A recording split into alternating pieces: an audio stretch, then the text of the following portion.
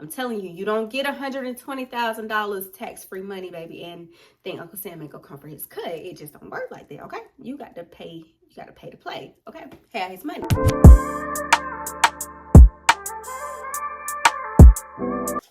Hey guys, welcome back to another video. Welcome back, family. My name is Neek. For those of you, if you're just now tuning in for a first time video, my name is Neek. I'm a registered nurse. I make content about nursing. I make content about life. Whatever God leads me to talk about, I will generally make a video about that.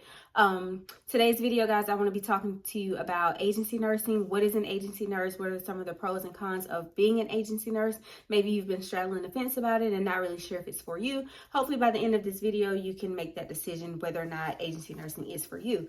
So without further ado, let's get into the video, guys. So I just came back from a shift. I had a shift booked this morning for 7 a.m. to 7 p.m. I arrived to the facility and my name was not on the schedule. So I came back home, but per my contract, because they forgot to cancel me, they still have to pay me for at least 4 hours of my shift, okay? Let's jump right into the video, guys. What is an agency nurse? An agency nurse is an independent contractor who provides services for a facility, but you are contracted through either a recruiter or a nursing agency. Like I said, you are an independent contractor. You do not work for that facility and you have free range. You are a 1099 employee. There's no taxes taken out of your pay. However, there are some agencies that will consider you a W-2 employee and they will take taxes out of your pay and will pay you weekly or daily, okay? I hope that made sense, guys. Okay, so basically an agency is a business or an entity that provides staffing to companies or facilities that are short-staffed. They may provide licensed practical nurses, registered nurses, nursing assistants, or other allied healthcare professionals. So, for example, if you know this facility that is short-staffed and they have agency in the building, so they will reach out to that agency and say, hey, I need 5 nurses today and 2 CNAs. And if you are signed up with that agency, you will get a text alert or an email telling you this facility has a need for this discipline, this is how much they're willing to pay, and this is the shift that they need covered. And you'll respond and say, I would like that shift, or you just simply ignore it, okay? You don't have to work. The beauty of agency is you work as much or as little as you would like to. Okay, so that's how that works. And like I said, some agencies are 1099, meaning that they don't take taxes out of your pay. So if you're making $50 an hour and you work a 12-hour shift and your pay is $600 for that day, you're going to get $600. Now, that's a good thing and a bad thing because you still have to pay your taxes. You're going to either pay them up front or you're going to pay them later. So if you don't put aside money for your tax bill at the end of the year, you could run into a lot of financial trouble with the IRS. So let's see, I've already told you that an independent contractor is what an agency nurse is, 1099 employee. Okay, so how does it work? Like I said, your agency will have these listings. They will have these buildings that they have contracts with, and that building, the scheduler will send all of their needs, their staffing needs, to your recruiter, and your recruiter will upload those into an app or however you get notifications, and you can simply log on and choose what you want, as many or as little as you would like. And then you show up. Okay, so the thing about it is when you get to these places, if you have never been there before, that's just kind of like too bad. It's very similar to travel nursing. You don't get orientation. They will not orient you when you get there. You basically have to hit the ground running. Okay, so you need to have at least, I think most agencies will take you with at least 1 year experience, but I would recommend at least 1.5 years to 2 years because like I said, you don't get training. You will have at least 20 to 30 patients, depending on the facility bed size, like how many beds the unit is or the facility is. So you need to have your skills up to par. You need to be able to critically think and kind of act independently when you show up to these places. You will show up, you will take your assignment, and you will work your shift, and then you will have a timesheet, or some places use GPS tracking so they can actually, when you arrive to the facility, it kind of like clocks it, and then when you leave, you know, it clocks it and then you get paid instantly. But most places you will have like a timesheet where you will have someone sign saying that you came at a certain time. You will fill it out and then you just have someone to sign it, and you take a picture at the end of your shift and either upload it to the app or either you'll text it to the accounting number, and then you are paid. I choose daily pay, meaning if I work today and as long as I submit my timesheet before 5 p.m., I get paid today. But if it's after 5, then I get paid first thing tomorrow morning. Some places offer weekly pay. You can get it done that way, or you can, they offer a variety of pays. You can have a pay card or direct deposit, however you choose to have your pay done. So like I said, that is how that works. So I've been with agency about maybe since COVID now. So I feel like I have a little knowledge on the issue, on the topic at hand. I've been with agency since COVID. No matter, even when I work full time, I always keep my agency job because it is very much a great source of supplemental income. You can make thousands of dollars. At one point, I was making in agency in about 3 days what I was bringing home in 2 weeks at my staff job. And that's okay because, you know, your staff job is going to provide that stability for you. You're going to make more as an agency nurse because you aren't offered any benefits, but you're making the money. You can afford to pay out of pocket when you go to the doctor. And if you're just using it for supplemental income or like your fund money, or if you're trying to pay off a bill, or this is your vacation money, then you have benefits through your staff job, your full-time job, Okay, so I want to get into some of the pros and cons of agency. The pros, I'm going to say the flexibility. Like I said, you work as little or as much as you would like to. If you don't want a shift, you just don't pick up a shift. If you pick up a shift and something comes up, as long as you cancel within a reasonable amount of time, there's no backlash. You don't have to have a reason as to why I can't come. If I have plans, then I don't have to request PTO because I don't work for you. I work for myself. I'm an independent contractor. That's just what it is. I don't attend any facility meetings because I'm not your staff. I will attend an in-service. Like if someone comes around to in-service, I will sign saying that I've been educated on something. But as far as mandatory meetings and like the reliances, like the CEUs, you don't do those, because you don't belong to that company. Like I said, there's a lot of freedom in agency. If you go to a facility and you don't particularly like something about it, or you just didn't care for it, you never have to go back there again because you're self-booking. No one is dispatching you to places. You have your choice in the matter of where you go. If you don't like it, you just don't ever return. If you love it, then you continue to go there as long as there's a need there. Variation in work. I go all over. I go to Georgia, South Carolina, Tennessee, Virginia, North Carolina, wherever. You can go all over the place and travel so it's always something different. If you're one of those people like me, I don't like to feel stuck in one place long. I get bored easy. I want to move around. Agency would be perfect for you. However, during COVID, there were agencies that were paying for like your drive time. They were paying you gas. You would basically make whatever your base rate was, that would be your pay for gas. Like if you were driving an hour away, they would give you, if they were paying you $60 an hour, excuse me, y'all. If they were paying you $60 an hour, then they would pay you your base rate, and then your gas would be $60 an hour for your drive. So if you were driving 2 hours, they would pay you $120 for gas on top of your pay. A lot of places have stopped since COVID. It's kind of like dwindled down, and you're not really getting that drive time. So you have to factor in like your gas and your wear and tear on your car. Driving a lot for agency does put a lot of miles on your car, but some people dedicate certain cars for that reason. And for about 4 years, I did not have a full-time job. I only did agency, and I can honestly say I lived my best life. Like I made more money than I had ever made in a staff position working agency. And it was like, I could go hard for 1 week. Say, for example, I want to work 7 days this week.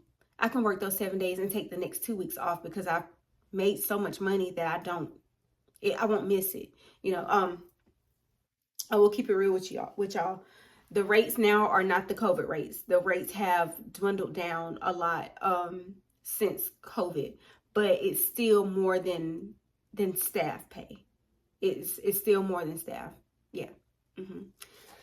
One of the, like I said, another pay of that is the daily pay. So let me just list them out. So my pros would be daily pay, that is getting paid every day. I always have money. I'm never waiting for a check to come. I'm not waiting for 2 weeks to get paid. I have money every single day. Tax-free money. So if you need all of your money up front, it is there. However, I suggest putting something away for tax time. Working with the CPA to make sure that your taxes are on point, because I file taxes, but you can file as a business owner, and there are a lot of deductions that you can take to help with that, to kind of offset the amount of taxes that you owe. But like I said, I'm no tax professional. I'm still learning, but I do my own taxes, but get with the CPA just to make sure you're not in trouble with the IRS. Another pro would be flexibility, freedom, variation in your work schedule, workplaces, locations. The pay, like I said, it has dwindled down. Rates have dwindled down, but however, it is still soaring above staff rates. No meetings, and it is a great additional source of income. Now, y'all, I can't even hold y'all. I'm not even gonna hold y'all. There are some cons with agency, and if you work agency, then you know exactly what I'm talking about. So for the same, like the saying goes, the same thing that can make you laugh can make you cry. That tax-free money, y'all, it can put you in the chokehold. It can have you in the chokehold with Uncle Sam at the end of the year, y'all. I'm telling you, you don't get $120,000 tax-free money, baby, and think Uncle Sam ain't gonna come for his cut. It just don't work like that, okay? You got to pay to play, okay? Have his money. So, like I said, you can get in trouble with the IRS if you're not responsible with your money. So if you're somebody that knows that you're not going to put aside money for your taxes and you're just going to spend that money, and you're going to find yourself in some trouble at the end of the year. So there's that. Driving, like I said, a con can be driving. It's a lot of driving because you don't have a set schedule. You don't really know where you're going to work from one day to the next. Even if you sit and try to plan out your days, you may get canceled. That facility may cancel your shift. So you may end up thinking that you're going to book all of your shifts in your city where you live at, and then excuse me, y'all. I've been sick. I'm getting over. I had COVID last week, so I'm still kind of getting back to myself.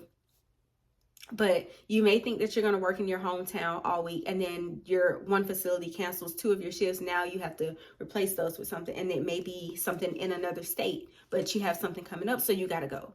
So it's a lot of driving. It can be a lot of driving, which puts a lot of wear and tear, a lot of miles, and you're going to get frequent oil changes done on your car. Another thing is canceled shifts. That is by far one of my pet peeves. It drives me crazy, but it comes with the game, and that's what I was talking about today. I'm fully dressed, still in uniform, because I had a shift that I was supposed to show up to. I showed up, I got there, my name was not on the schedule. So what probably happened was they forgot that they had confirmed my shift through my agency and overbooked, and I wasn't on the schedule, or they got their staff, someone in their staff picked it up. Because if a facility can get their own staff to work, that's what they would prefer to do, because they're paying them way less than what they would have to pay an agency nurse or an agency nursing assistant to come in and do that work. So if they can get someone to pick up that shift of their own, they're going to cancel you, okay? You will get canceled, and it will be no repercussions behind that. However, read your contract, because in my contract, it states that if a facility cancels me and I don't get at least a 2 hours notice, then they have to still pay me for at least 4 hours, okay? So like I said, with the canceled shifts, it's kind of like inconsistent, and it's kind of scary. So you don't want to spend your money before you make the money. And I used to fall into that trap. I would book these shifts and go ahead and count the money up and think I had this much money, and then something happens, a shift gets canceled, and now I'm kind of like, it throws you off. So don't count your money before you actually have it.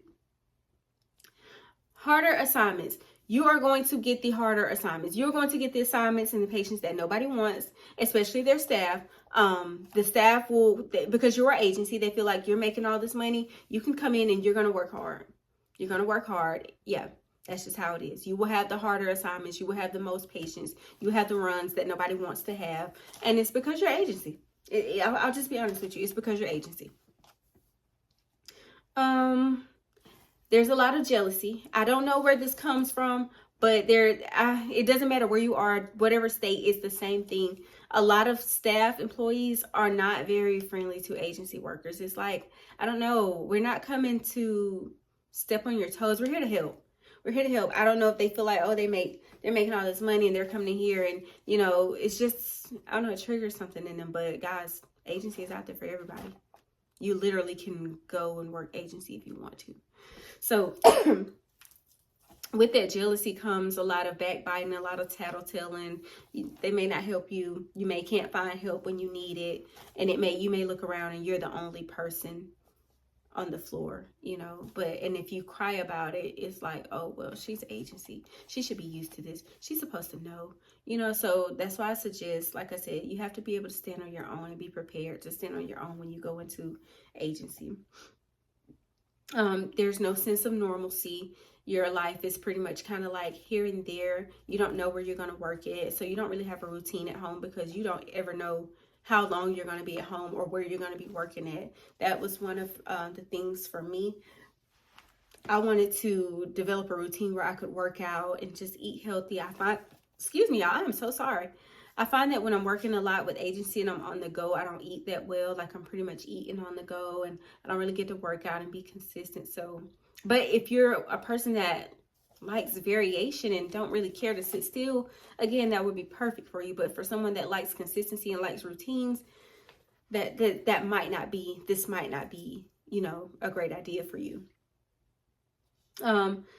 Another con would be, like I said, no benefits. You don't get health insurance, you don't get 401k, you don't get PTO, you don't get any of that stuff, but you do make good money and you could afford to go and pay out of pocket at the doctor.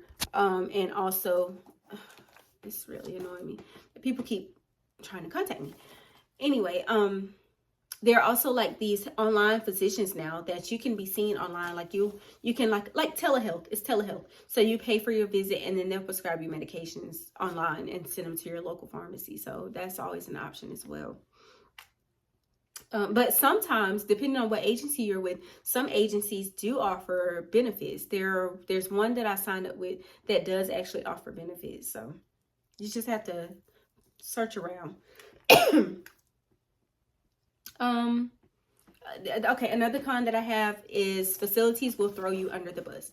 If something goes wrong, you will be the first one to be blamed because you do not belong to them. They're going to cover for their staff. You are agency. They have no alliance, no loyalty to you whatsoever. Okay, so you want to make sure you CYA. You want to make sure that you're charting. You want to do what you're there to do. You're not there to make friends because those people will laugh with you and haha kiki in your face. And then when something happens, it's like, oh, it was the agency. Oh, it was the agency. Agency wasn't doing that. They don't do that. They just this, that, and the third. You're going under the bus. Okay, you have no friends. There are no friends when you are an agency nurse. No, there are no friends. Okay. So let's see. Okay, as an agency nurse, you can work per diem, which means you work as needed on a daily basis or as needed basis. You can do per diem. Some places offer contracts. My most recent contract, I initially said that I was only going to do it for about 4 weeks. I ended up doing it for about 12 weeks. So, and I just kept, they kept extending it and I kept renewing my contract. It was great money. And it was like only like 50 something minutes from my house. But eventually I just wanted to do something different. And the longer you stay at a facility, the more they start to kind of treat you like your staff. And I don't want you to treat me like I'm staff. You have to move around. You have to move around. They start to treat you like your staff, and then you'll notice that you're doing more work than the staff nurses will do. And this is not a dig at anybody that works staff out there, but I mean, I've been on both ends of the spectrum. I'm an agency nurse and I work a full-time job, so I think I'm qualified to speak on the two. But yes, guys, so that's about it. I don't know if any of you guys are agency nurses out there, what agencies you work for. Comment down below if you have some tips for a first timer that's working agency or anything that I missed out on. Feel free to comment down below, guys. But yeah, hopefully that list that I compiled together for you can help you maybe decide if agency is for you or not. If it has helped you in any type of way, don't forget to give this video a thumbs up. Also, guys, I want to give you guys a special thanks. We are almost at 500 subscribers, and that is small to some, but it is major to me. I just started doing YouTube maybe a couple months back. I'm so grateful for you guys. Yeah, guys, but connect with me on Instagram. I'll leave my handle down below. If I can answer any questions for you guys, don't forget to comment or hit me up on Instagram. Don't forget to like, share, and comment. Send this video to somebody else that you may know. Thank you, guys. Bye.